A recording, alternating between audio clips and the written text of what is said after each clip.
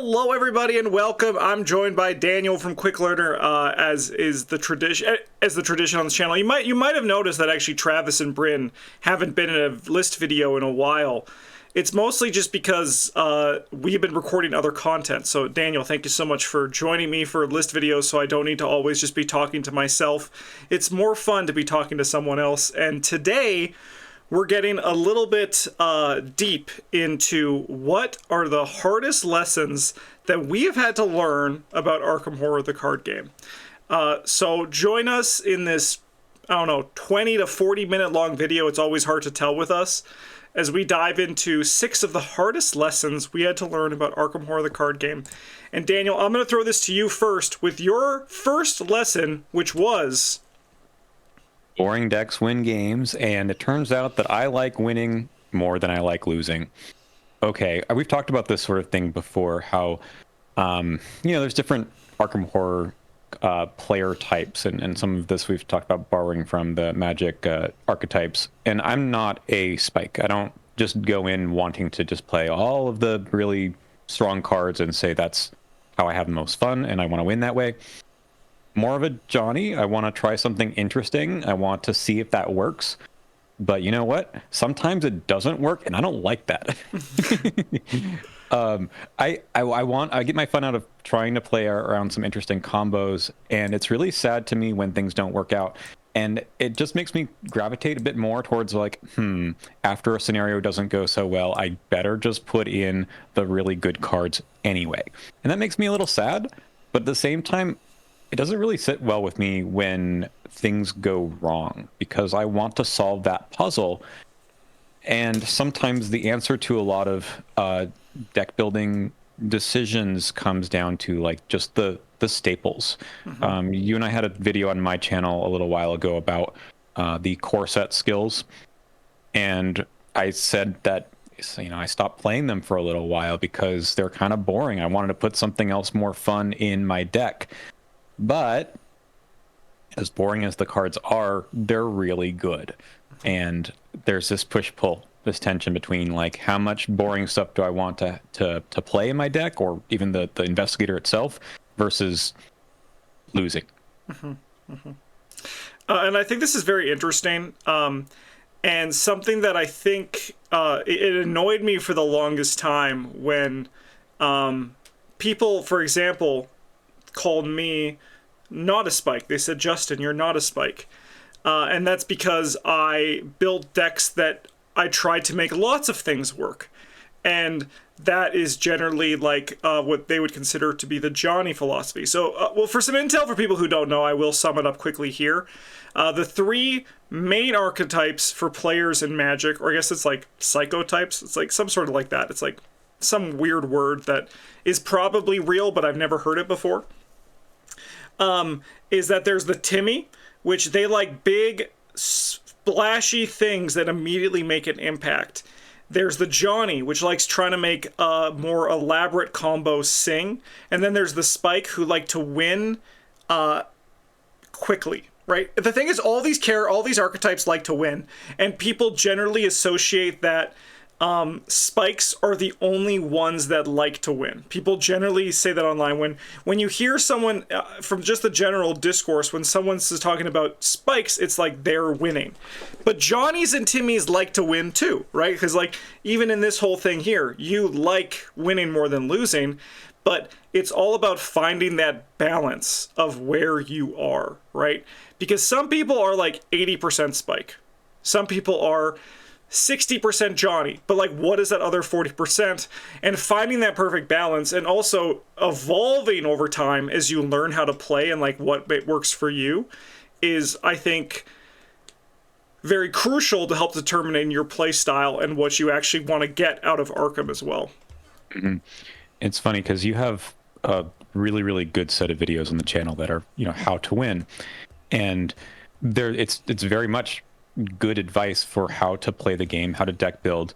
But like, how much do you want to venture outside of the advice, right? If you want to try other things. And it's just a tough lesson to learn, is that advice is very good for a reason. And the design of the game doesn't always allow for you to do all kinds of crazy things and still win. But I mean, we'll talk about this more, I think, maybe later. But so you and I recently played a paradoxical run that did not end up winning, and it didn't sit well with me, right? So this is also like part of the hard lesson was like, how do I come to terms with what happened in that particular run, like what was responsible? And we're doing something interesting and fun. It's a challenge, right? Challenge runs are, I think, really cool, but to what extent was it the challenge of the putting the weird stuff in the deck or versus something else, right? So but really, because the lesson here is like, I really wanted to win. Yeah. As you say, most people do. Yeah. But I'm not willing to let the pie in the sky idea of what I want the deck to do get in the way of that. And like even in our like How to Win series, when Travis has presented, as we call it in PBG, the Sacred Triangle, even that is not that deck construction and that deck makeup isn't necessarily meaning you have to have only the spiky cards in here, only the good cards, but rather that your deck needs a plan for economy, right? You want to be able to gain resources and draw cards, but how that is, like the makeup of that part of your deck is entirely dependent on the economy cards that you like to play. And then also, if someone is just like, if you hear people like shit talking those economy cards, I think that says a lot more about them, right? Like, I mean, as we are known shit talkers, there's actually just something here, even being like, most recently the Shining Trapezohedron during Mystic Week, right? Yeah. And yeah, we should talk it because it's fun. We make content. Like what we're saying is you should take it not seriously at all unless we talk in our serious voices, which is what Daniel and I are doing in this video. I think so. Yeah. So it's really like, it's a suggestion to like just have like a good deck structure, but that deck structure is, you should find the pieces that work best for you to make that happen. Because I agree, it is more fun to win than lose, but I also, on that note, I think it's more fun to win while having fun than just win for the sake of winning, right? Because absolutely, what's the point in playing the game otherwise, right?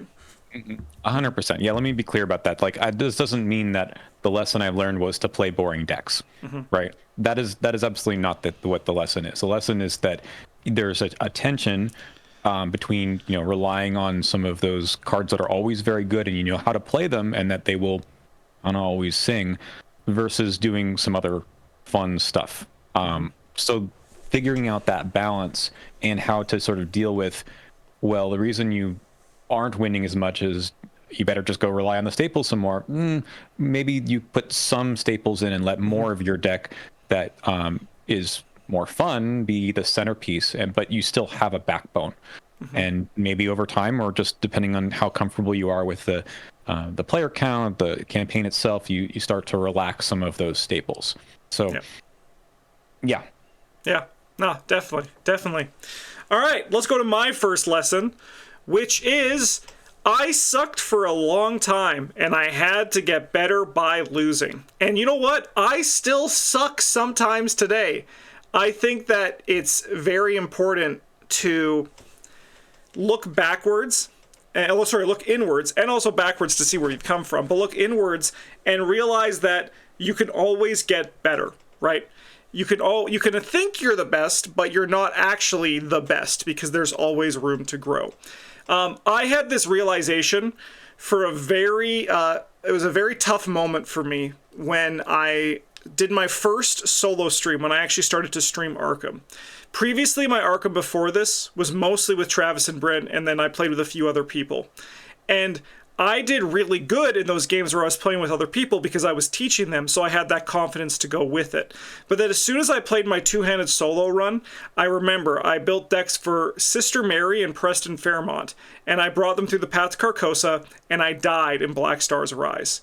And that was the first time that ever happened to me. And I was like, wait a minute. I thought I was good at this game. What am I doing losing, right? And I had to realize and look inward and been like, okay, so how can I get better? How can I now start to understand the difference between 3-player and 2-handed solo, right? Like, it was one of those things where it was rather a teaching point for me, and I'm still looking at it. Like, even when you and I lost in that paradoxical run, right? I had that moment where I was like, thank God I still suck, you know? That means that I can still continue to get better, so what can I learn from this? So, like, even when in videos, I sometimes sound a bit more flippant than I actually am. When I say, like, that's dumb, that sucks, that sounds bad, that's how I talk to myself. I'm not trying to be mean to like the people saying this. It's just that one of those things where I think it's good that I suck, right? And at first it hurt. At first it was like really tough, but then you realize that losing in this game is actually a gift because you can get better. I have some more to add, but I want to throw this to you for you to add on to this, but I have some more things to talk about as well. Yeah. I don't remember exactly what happened the first couple times I played this game. I actually played on easy. I don't know if you did as well, or if you went straight on to standard. But I think we did poorly, my first group, in the Forgotten Age. That was kind of, Dim Carcosa. That was a very tough scenario for us. We did end up winning, but it was really hard. And we were like, what's going on? Because the rest of this run was really good. And I think it was Ashcan Pete like died on, insane on like turn 3 or something. Yeah. Realm of Madness or whatever that one is that just kind of completely screwed things up. But Forgotten Age, here and there, things were really touch and go. And those were like moments when I had to learn a lot more about the game, like what went wrong and what were we doing? What did the game ask us that was different this time compared to how we did before? And then we bumped it up to standard difficulty, I think, after that, once we cruised through the rest of the Forgotten Age. But there were some rough scenarios there at the beginning. And it took talking about, like, what do we do in our deck upgrades to get there? Yeah. So I think that's a good thing is that in a PvP game, so let's go back to Magic the Gathering, or let's even, let's go a little bit spicy. Let's say Lorcana today. You're playing against another human, right? And when they beat you, it's like, it sucks to lose, right? But you take those out as an opportunity to learn how to get better at Lorcana. When I first moved in with my roommate, which I met Travis and Bryn through, I was learning how to play Magic. I played Magic when I was a kid, but I wasn't like super serious. But him, Travis and Bryn were like super into Magic at the time. And he was like, you're going to come to the store and you're going to play Magic with us. And he was like, I'm going to build you a modern deck and you're going to try to play against me. And I was actually talking to him recently about this, how this was the best thing he ever did because he crushed me every time. He gave me no sympathy. He just like absolutely beat the shit out of me. And this is actually a very big way that Travis and Bryn approach it too. And losing is a good way for you to learn how to get better, because when you win, you don't actually like analyze it. However, people might say, but there's no opponent in Arkham. But there actually is an opponent in Arkham. It's the game. The game is your opponent, right? So when the game beats you, that's an opportunity for you to ask why. Likewise, when the game counters you, for example, there's a lot of people who get mad at City of Archives because it changes the makeup of your deck. But if you've played a lot of competitive games, that is what your opponent is trying to do most of the time. They're trying to make you have the worst day of your life, and it's your job to beat them. And a scenario is doing the exact same thing. And that's why Daniel, I actually have a video planned in the future to talk about tech cards. And that's kind of like the tricks that you learn while getting better, right? Like these are ways that you're able to beat your opponent, and that's how you learn. So that's like the thing where I find really good about losing, and it's tough. It's very tough to like get this mindset in, but then I just had to put myself back to getting curb stomped over and over and over again by Patrick, and in the moment those sucked too, but then I was like, wait a minute, this is actually very beneficial for me as a player, and I got much better because of it. So the whole thing about like, what do you talk about why you lost with an opponent versus do you talk about why you lost with your teammates? And I think you can get some really good discussions in with people who also lost with you, right? Yep. As long as you get over like maybe general saltiness or something that, it wasn't fair, the scenario made me do this. But you're totally right that the scenario is trying to screw you over. Yeah. And to me, when I was learning the game a lot, besides watching your videos and seeing what other people did with those same situations, DRBK has got a really good website, Ancient Evils, and reading about every encounter set and kind of what they were trying to do made me learn more about the game itself and not think about my deck as much. Maybe this is going to come into the next point that I have here, but there was a lot that the scenarios were trying to do that I was just kind of ignoring because I was like, I'm playing my deck. I don't care what the scenario is doing. But that's actually not a good strategy for the game. Because, as you say, the game is trying to counter all of your strategies, and if you just try to ignore that and just say, I'm just going to overpower it, sometimes that does not work. Yes. Yeah. And then also, before I move on to the next lesson from Daniel, I think it's just very important as well to know that it's okay to get mad about autofill tokens. Sometimes that is the reason you lose. However, it's not always the reason you lose. So maybe don't blame that first. But you'll know when you've drawn 7 in one scenario, that's probably we can point to the autofail there. Yeah. And again, there's other lessons to be learned about what happened. So, doing some kind of a post-game analysis is good because then you can think about what went well, what didn't go well, and it lets you think about your deck more, I think, too, especially when other people who can talk it over and get their perspective. And then you get a lot of insight too, because I even remember when we started our paradoxical run, I was like, I'm worried about this because we're 2 mystics and that's tough in 2-player, and it turns out that that's the kind of information you get by losing, right? Like that you can have that knowledge going into this. Good timing for that, right? But right before Mystic Week. Yes, yeah, exactly, right. All right, let's go to your second lesson here, which was... Okay, deck building is important, but what happens in-game matters more. I think I'm just continuing this discussion that I already started a second ago, but it's really hard, I think, for us as content creators to talk about in-game decisions because it's not so easy just to say, oh, include 2 copies of Guts because maybe you'll have to test this a lot. But I find that a lot of people can pilot or take a deck off of, either something I've done, you've done, Arkham DB, wherever, and then they just fall flat because they don't know how to pilot it. Maybe they're just less experienced in the game than those who are building the decks are. But it's not just that. It's also the order in which you play things, the order in which the encounter cards come out. You need to make a lot of decisions with your group about how to tackle these things. And the deck that you're playing maybe gives you some insight as to what you can and cannot handle over the course of the scenario. But a lot of things really are going to turn on what you're able to do in game. And I think it was a tough lesson to learn because, like I said, we talk much more about deck building because I think it's just easier. But sometimes the deck building decisions don't matter as much. Overall, I think they do because, like I said, they're important. But whether or not you include this card versus that card, and that's card number 28 and 29, you might not see them right away. That doesn't really matter. It's probably all the other stuff about how you use the cards that matters more. Yeah, and I think you're actually 100% right here. And you chose great words for this because deck building is important.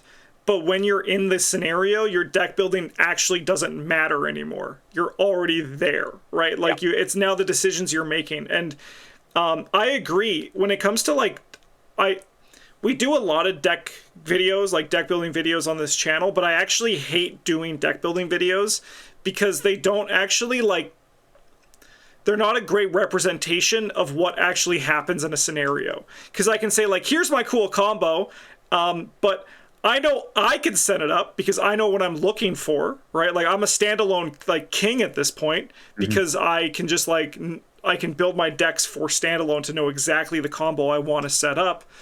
But I can't tell someone how to do that, right? It's so hard to impart that advice through a deck building video to get that done. Yeah, I wish I knew how to do it. Maybe that's something we can work on in the future, but Well, this is actually something that I'm very blessed at this point in my content creator life to now be doing collabs, but also like bringing new people into the game. And I was doing a deck building video with Eric, where I was doing a deck guide with a 5-mass Jenny, because I thought Eric would enjoy this as a deck for this. And then Eric asked a question, because I was like, Eric, do you have any thoughts about this? And I now need to this is how you need to approach it, because Eric asked, what do I do if things go bad, right? Like, what do I do if I haven't set it up? What is my game plan? And like that perspective from a new player who has seen their decks go wrong, they know what they're looking for, right? So like, what if I don't draw my stuff in my opening hand? Like, what if I get the worst mulligan of my life? And I feel like, unfortunately, that's not what people are there for deck building videos. They're here to see the deck, right? Yeah. But I think that's what matters more. It's just like, okay, so here's what happens if you don't hit any of these pieces, right? So like, we have this sick ass game plan, but we don't hit it at all. Here's what you do instead. But that's hard to like. People aren't there for that. It's very different from our like kind of like content creator perspective. Yeah, and the same thing with the gameplay videos, right? I feel like that's where you learn. Yeah. You watch someone else play, and you and I both do this a lot, where we talk through, here's the situation, here are my options, here's why I'm making the decisions I'm making. It may or may not work out, but at least it gives you some ideas that someone who's watching in real time can also think through, hey, what would you do here? Mm-hmm. And then see if you match that or not, and see what works out. Yes. There's a video that you just, I don't know when this video is coming out, but you released a really old playthrough of Dunwich, Return of Dunwich with Gloria and Ashcan Pete. Yeah. And like turn 1 or 2 or something, there's 2 enemies that show up, and you're like, uh-oh, what do I do? And I think it took you like a good 5 minutes to walk through what the possibilities were.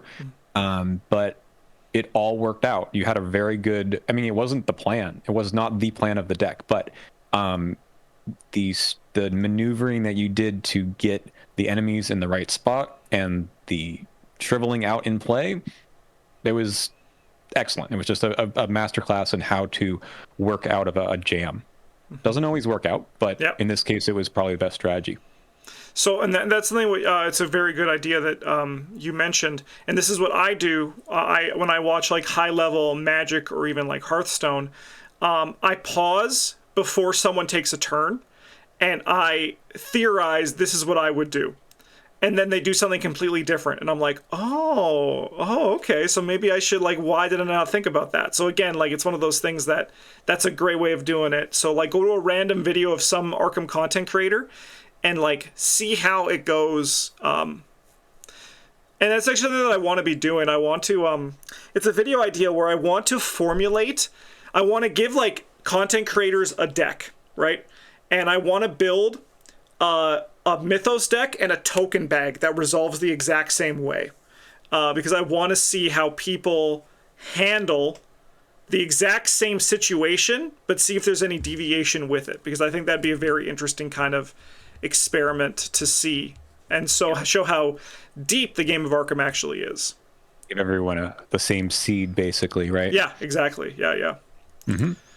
All right. Should we go to my lesson too? Mm-hmm. All right, let's dive in to I care too much about getting the rules 100% right, and it made me have less fun playing. When I showed you this slide before we started, you were like, I've seen that happen. I've only played Arkham a few times without recording. Most of my Arkham that I've ever played has been recorded. There's only been probably 6 to 8 times where I played Arkham without recording it. So all of my like dirty laundry, as I realized when you read that, has kind of been like hung outside for people to see. I think it was your birthday. It was my birthday. The corrosion, the corrosion crumble. So this is going to have from the perspective of content creation, but I do think that this carries over to everyone playing Arkham. I cared for the longest time about making sure that everything was done right. So even in the sense that if I missed something, I would try to reverse it as best as I could. I would try to rewind the game, and it'd be adding extra stress. And this is even like a big rule, right? Like sometimes we forgot to put doom on an enemy, right? And it changes the state of the game, and we had to be like, oh, how does that work, right? Sometimes it's a small thing where someone took 4 actions during their turn, right? And this might sound like I'm talking about like big rules. It is, right? Like taking an extra action is a pretty big rule change because everyone knows there's only 3. A recent example that I did, and this was after I had the shift, is where I committed a foot icon. I committed an icon I shouldn't to lockpicks, right? Just because I was like, yeah, these are always here. But, you know, when you play quick, you're recording, you're talking, you just forget things. And for the longest time, I was giving myself lashings for this, right? Or you would see it kind of like bubble up and then explode in the sense of corrosion, where, you know, it doesn't work as the way the English language does, but that's okay because that's just how things are. And I've realized that I had to care less about all that stuff in order to have more fun and have it be less of a stressful experience, because everyone else who is playing this game, they obviously care, but if they miss something, they're not gonna like stress about it. And then I realized I was carrying in a lot of baggage that came with having to do that, and it made me just like dislike Arkham more. And since I've shed that, it's been a lot better of a play experience. Yeah. So I think this is like part of a bigger lesson that I'm going to talk about next too, but it's about, it's okay. Let me preface it this way, that I am fortunate that I don't play live like you do on Twitch. Mm-hmm. Maybe one day I have, I guess, with you on your channel, but I'm fortunate in that I don't really care what other people say. I'm not doing it for an audience for the sense of like someone jumping in and saying, oops, you forgot to do that, or you know, kind of having that stop gameplay. I do care about what commenters say, of course, and people do point out mistakes I've made all the time. But I think the part I underline here on this is the having fun playing, right? Whether or not I miss something, if someone's not there just to like shoot me down at the same time, right? Then, like, especially commenters who aren't playing at the same time, it's different from other people who are playing with you. I'm not going to have fun either. I think that's just, it's just not, I don't know. It's just not fun to have other people jump in and tell you that you're doing something wrong. And it's could be rules, it could be other decisions. And I think the lesson is everyone has a different like level of investment in the game. I guess that's my next one, and like what they're trying to get out of it. And you got to respect what other people's what other people are trying to do, right? Yeah. And if having fun is your main thing, which it always should be, then it is your prerogative to decide how that happens. Yeah. And don't let other people get in the way of that. Yeah. That's also one of those things that that's a good way to transition this over to just your own play, which is just as long as it was not done on purpose, right? Like everyone always calls like someone taking 4 actions a cheat. And I understand that's just an easy way to say it, but to me, cheating requires intent, right? Like I am doing this to get an easier thing on the game. Like I've heard people who said it, they've just admitted it. They've been like, sometimes I've drawn an autofail token and I was like, nah, I'm not drawing that token. I'm going to put it back, right? And, you know, if you're playing just by yourself, right, like sometimes, again, that's actually a strategy that you can use to just kind of like, okay, so that's how that would have gone, but like I'm working on solving a different problem right now.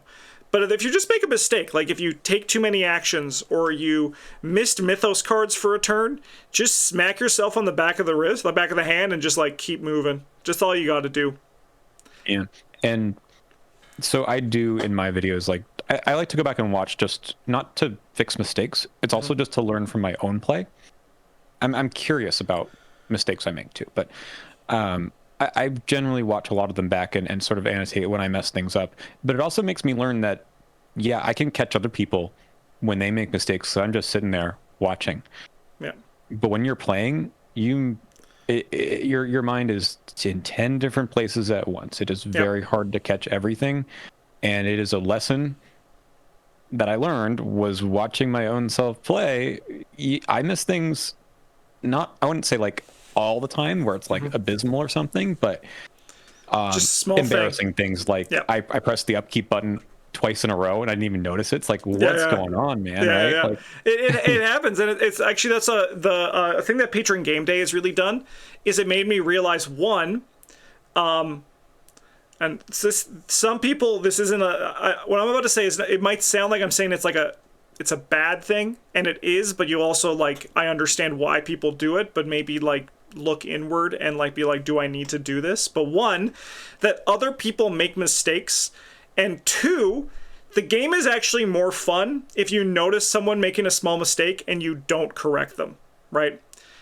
If someone's doing something bad where they're like playing a card that is completely against how it's supposed to play, right? Like for example, if someone just like again, I think committing a wrong card to a lockpicks, like that's a good like rules teaching moment that they might not know, right? But if you see someone just like make a slight little mix up, just like let it slide and let the game keep going, you know, because you once again you do that thing where you put them on the spot, you point it out, and they're just like, It's just like, psh. It's like even when Travis and Bryn make a small mistake that I notice now, I used to always point it out, and they'd always just be like, you know, like I could just feel it like shift, and then I just stopped, and it just became instantly better, right? Like instantly better because of that. So you don't always also need to point out when other people make mistakes. So like when it's about me getting the rules right, it also means to the other players getting the rules 100% right. As long as it's not like breaking the game, sometimes someone's going to just do something that they shouldn't. And if it's not terrible because it's some weird timing that only you know because you've watched Arkham Horror videos all the time, just like let it slide. That's like my best advice for that. yeah, and it's tough as content creators too, because we kind of want to show like more people are watching our stuff than, you know, seeing other people play, right? Yeah. So as like a model for people who are learning how to play or trying to figure out how card interactions work, I don't want to make mistakes. But we're not trying to. It's kind of the whole point Yes, here. yeah. Yeah. We don't get things right because sometimes the rules are confusing and not obvious and maybe just counterintuitive. And I don't want to make it look like we're idiots, right? That we don't know how the game is supposed to work, but that's not what's going on here, right? Yes, yeah. So Yeah. Yeah, because I remember I watched like Rich Summer and Rodney Smith be playing once, and they made a little small mistake, and I felt so much sympathy because the chat was immediately just like, and I was like, no, just let them play. Don't. I was like, stop. Because yeah, it's just they're not doing it on purpose, and they don't need to be corrected. It's just like let people just sometimes learn from their mistakes, because they might be like, oh, I did this thing, I shouldn't have done that, what should we do? And then you say, don't worry about it, it's just a toy, let's just keep going, you know? yeah, just keep going. And again, I think there's daylight in between, I don't know, like Doom on Cultus or something not going away with the agenda flipping. Like that's a big rules issue, right? Yeah. And I don't mean like we accidentally left something on there when the agenda advanced. I mean, if you didn't know that rule altogether and that's how you were playing, that's a very different game than what was designed. But sorry, you go. Yeah, there's a lot of daylight between that and, you know, like can't commit this skill at this location, right? Like right.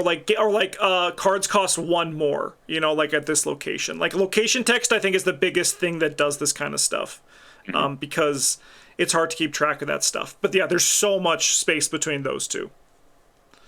All right, should we go to your number 3? Sure. All right, All right, not everyone else has the same investment in the game as me, and that's okay. And obviously, I'm a content creator, so clearly not everyone else has the same investment in the game. But I'm talking about my people that I play with.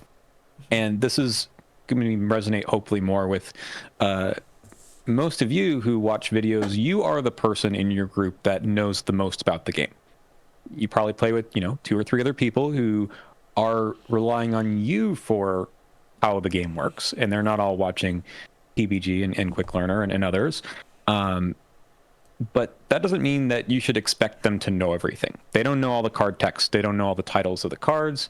And you have to, I'm not saying this is a problem for me, but it was like a realization that you have to be a little bit more patient depending on what player group you are with. So if I'm playing with you, I don't need to read the cards. I don't need to, you look at the art, you know what the card already is. If it's an encounter card, we don't need to worry about it too much. Oh, I mean, sometimes that runs us into issues where we forget what the actual text is. Yeah. I've done that. See the I've previous done that. slide. But yeah, I'll have to get myself out of that mode when I'm playing with my other groups, where I just pick up a card and I'm running the Mythos deck. I pick up a card and give it to someone else, and then I turn it over. I immediately pull it away from them because I know it's the one that gains surge if you don't have any clues. Oh yeah. So I'm already ripping it away from them. Yeah, they don't have the opportunity to learn it. Yes, yeah, right. Yeah. But it's like, yep, no, you don't need to get this card. You get the next one. And I don't know. I've never like seriously talked about it with them, but I kind of realized that I'm being a bit like, I'm playing too fast for them. Yeah. Yeah. And that's okay. Like, you can modulate the way that you play, the way you talk about the game with other people, and depending on your group. And this comes even for like building decks, right? You shouldn't expect that everyone else is going to build that banger deck that you are, and that's okay. You can deal with that.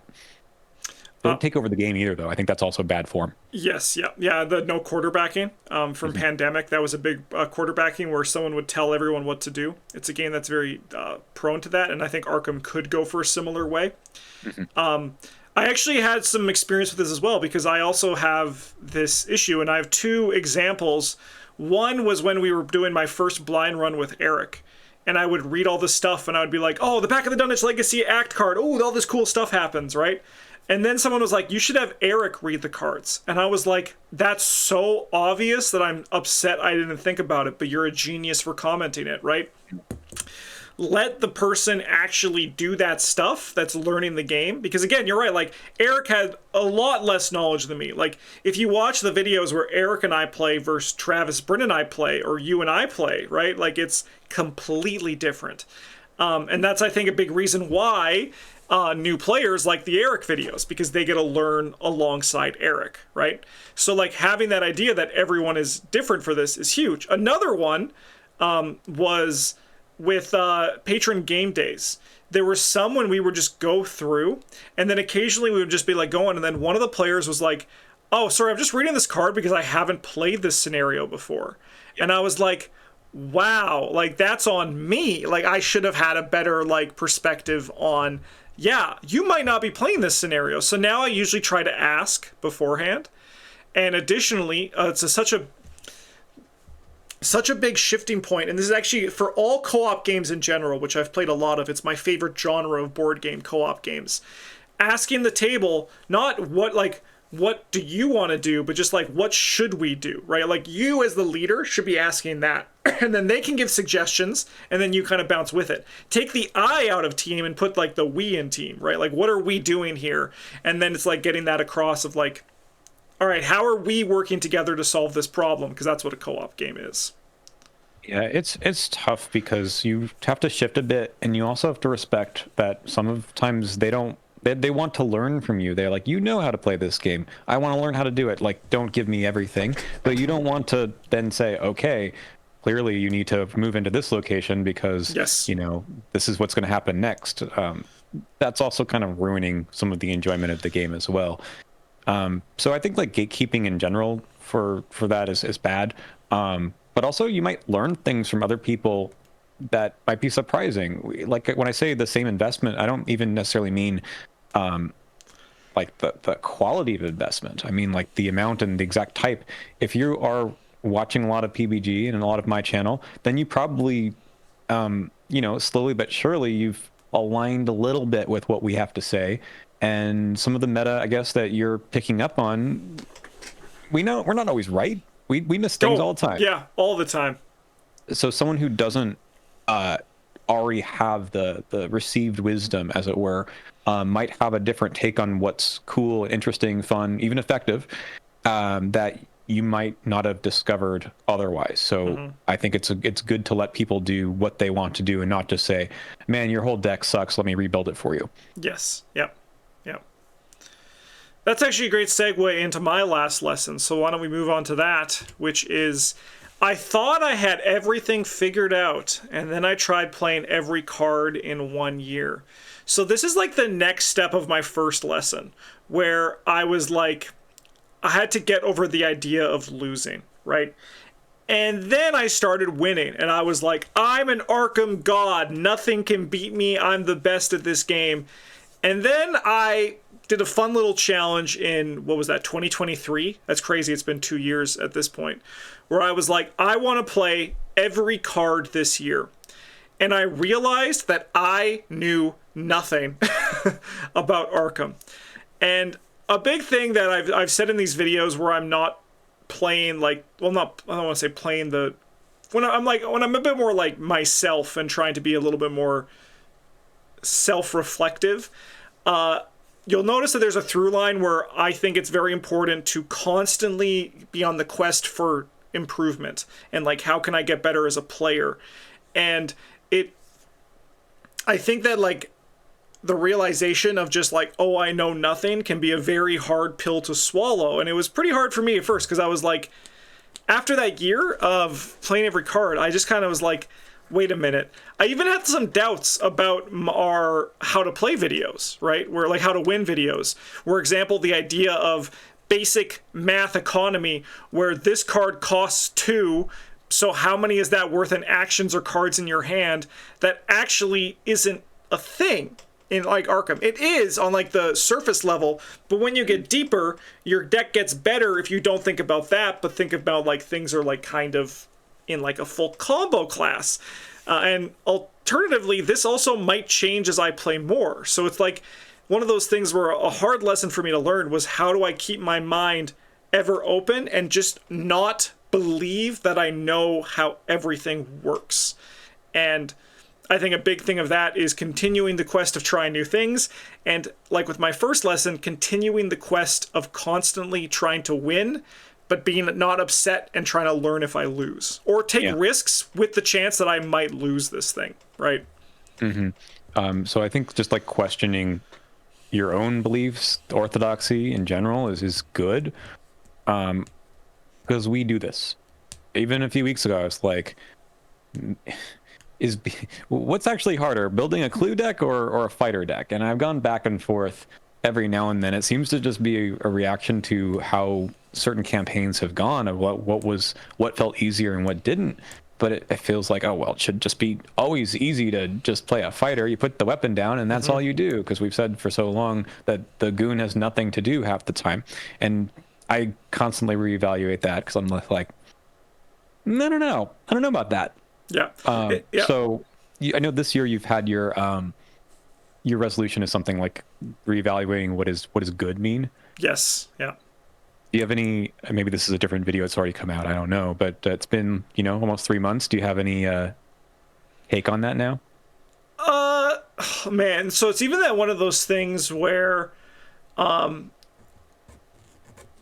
it was like that thing where I was talking with someone in chat, and I was like, so I'm like, there's no way to measure what is a perfect, like, what's a win in Arkham, right? Like, what's the best win? Because, like, or what's the best, like, thing? Because someone said, but what if you played, like, 100 campaigns and you win 99 of them? Obviously, the one that you lost is the worst one. And I agree, it's probably the worst one, but then we look at the other 99, like, who had the most experience of all those ones, right?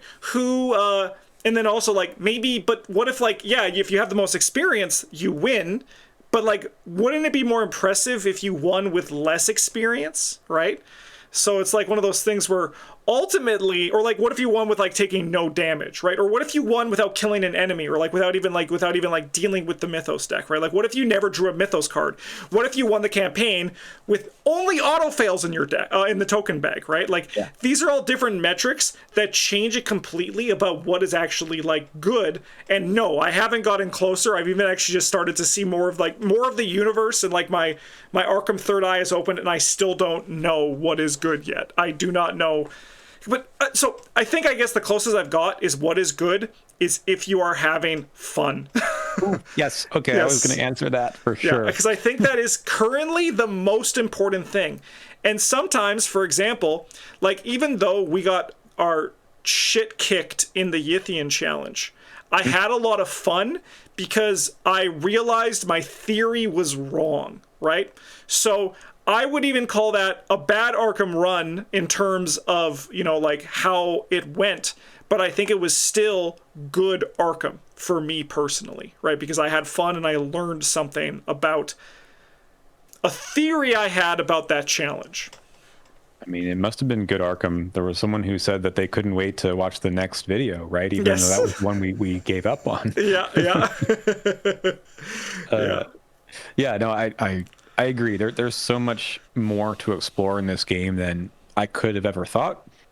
And that kind of wraps back even over to the first thing that the lesson is about, you know, how do you still win, right? And have fun, or yeah, maybe the objective isn't always to win, but how do you still have fun doing stuff that pushes your own experience forward and doing weird challenges? I've had a great time doing them with you.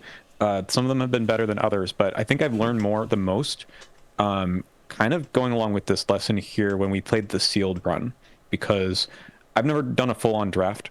That one felt, you know, kind of like a midway idea where we had some control over what was going in our decks, but not a ton, and it was still making do with a kind of okay set of cards, at least on my end. Your end was looking pretty good, but I felt like I was being very scrappy and using all of my resources the best I could, and it felt like I wasn't playing like the optimum version of the investigator, Winifred in this case, but I learned a lot about what the card pool could do that I was not expecting. And that's also one of the reasons why I'm very excited for Current. And this is actually something that we're not making a video for yet because we don't have the information to go like deep into it. But I can say that Travis and Bryn are also excited for Current, because having rotation is ultimately healthier for a game that's lasted this long, and it's also going to be a new way to challenge yourself in an environment that we as players can talk about challenging ourselves in together, as opposed to the conversation being like, you can do anything with full card pool. It's now, how can I do this with the current card pool, which I think is super interesting. Yeah, I just to go back, like, I've done a few sealed runs now since that first one, and every time I just have a lot of respect for some cards in the game that are easily overlooked, maybe even upgraded out of very early. Some level 0 weapons, when you are looking for any weapon and you make those level 0 weapons actually work, you're like, oh, okay, this actually does do something. It's not just terrible. Yeah, yeah. And you're 100% right, and that also goes back to what we were talking about for your first lesson. Just because you are playing a weapon in your deck that isn't the best weapon does not mean that you are not a certain archetype of one of the three, right? It just means that that is the weapon that is best for your deck in this challenge, or even in the entire makeup of the deck, because there are still 29 other cards that can work there. So don't write something off. And this actually goes to this lesson as well. Like, don't write something off just because you've never played it. Explore, experiment, and you'll soon find that there's a lot you can do and power you're leaving on the table if you actually just ask a what if, as opposed to just always going with the what is, right? Yep. Yeah. Okay. Well, only 8 minutes over 40. Not that bad. Not that bad. Thanks for joining me for this video. This was a very nice topic, and I think we had some good discourse here that was very different than our normal list videos, but I still think very important meta conversations for how we view the game and all that. Yeah. So, thanks for watching, everybody. I hope you enjoyed this one. I'll be back for another list video in the near future. You should also go check out Daniel's channel. I don't know when this video is coming out, but we're doing a Blessed run. You should check that out too. There'll be a link down in the video description. In the meantime, thanks for watching, everybody. Have a good one. And as always, a GG's.